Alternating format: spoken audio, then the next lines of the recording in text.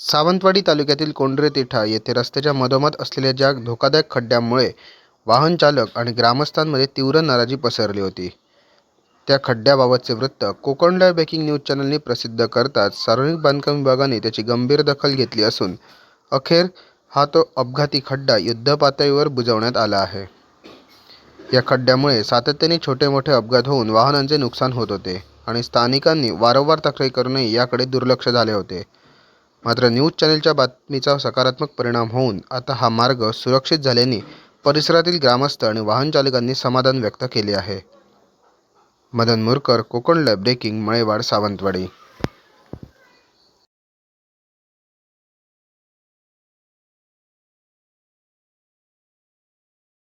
Konkan live breaking news channel, अचूक बातमी, थेट हल्ला. कोकणातील ज्वलंत प्रश्नावर मर्मभेदी लिखाण करून सत्य मांडणारे निर्भीड चॅनल. लाईक करा, सबस्क्राईब करा आणि फॉलो करा.